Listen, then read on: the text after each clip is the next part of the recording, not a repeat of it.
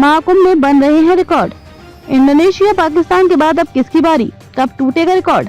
महाकुंभ में बन रहे हैं महारिकॉर्ड। इंडोनेशिया पाकिस्तान के बाद अब अमेरिका की बारी, आज टूट सकता है ये रिकॉर्ड। 13 जनवरी से शुरू हुए महाकुंभ में अब तक 30 करोड़ से ज्यादा श्रद्धालु स्नान कर चुके हैं। दुनिया के 195 में से 192 देश ऐसे हैं जिनकी जनसंख्या 30 करोड़ से कम है। जनसंख्या के लिहाज से विश्व के चौथे व पांचवें सबसे बड़े देश इंडोनेशिया और पाकिस्तान की आबादी भी 30 करोड़ से कम है। ऐसे में 19 दिनों में ही पाकिस्तान और इंडोनेशिया की जनसंख्या से कहीं ज्यादा श्रद्धालु संगम में डुबकी लगा चुके हैं। 35 करोड़ तक पहुंच सकती है संख्या। इंडोनेशिया और पाकिस्तान की जनसंख्या 28 करोड़ व 25.35 करोड़ है। जिस हिसाब से मेले में श्रद्धालुओं की भीड़ जुड़ रही है, उससे अनुमान लगाया जा रहा है कि वसंत पंचमी तक स्नान करने वालों की संख्या 35 करोड़ तक पहुंच सकती है। ऐसे में ये जनसंख्या अमेरिका की आबादी से भी ज्यादा हो जाएगी।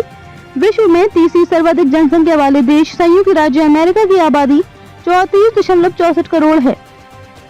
महाकुंभ शुरू होने के पहले से ही राज्य सरकार दावा कर रही है कि इस बार 40 करोड़ से ज्यादा लोग प्रयागराज पहुंच सकते हैं। महाकुंभ 26 फरवरी तक चलेगा। 3 फरवरी को वसंत पंचमी, 12 फरवरी को माघी पूर्णिमा और 26 फरवरी को महाशिवरात्रि का स्नान होगा। अनुमान है 26 फरवरी तक 12 से 15 करोड़ के आसपास श्रद्धालु और संगम पहुंच सकते हैं। एयरपोर्ट पर आज टूट सकता है सर्वाधिक विमान और यात्रियों की आवाजाही का रिकॉर्ड। महाकुंभ के मौके पर प्रयागराज में पुण्य की डुबकी लगाने के लिए इस बार रिकॉर्ड संख्या में विमानों से यहाँ लोगों का आवागमन हुआ है। महाकुंभ शुरू होने के बाद महज 18 दिन में 91,690 यात्रियों की विमानों से आवाजाही हो चुकी है। खास बात ये रही है कि इस अवधि में 650 से ज्यादा विमानों का आवागमन हुआ। 1 फरवरी को यह सर्वाधिक विमान और यात्रियों की आवाजाही का रिकॉर्ड बन सकता है, क्योंकि 1 फरवरी से पहली बार चेन्नई समेत कई प्रमुख शहरों के लिए प्रयागराज से सीधी उड़ान शुरू होने जा रही है। ऐसे में माना जा रहा है कि यहाँ एक ही दिन में 60 से ज्यादा विमानों का आवागमन हो सकता है। दिल्ली के लिए 10 तो मुंबई के लिए 7 उड़ानों की तैयारी।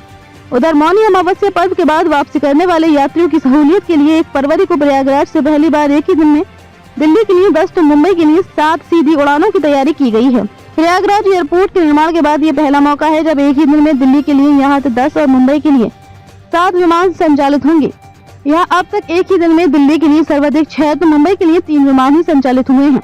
24 घंटे आवाजाही हुई शुरू। इस बीच प्रयागराज एयरपोर्ट पर विमानों की 24 घंटे आवाजाही शुरू होने की वजह से यहाँ औसतन 30 से 35 विमानों की आवाजाही हो रही है।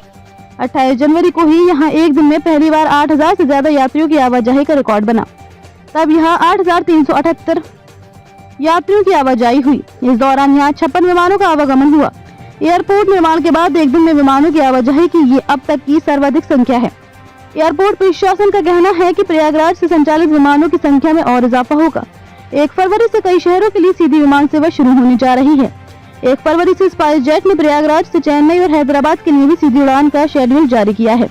स्पाइस जेट आज से शुरू कर रहा है कई शहरों की सीधी उड़ान।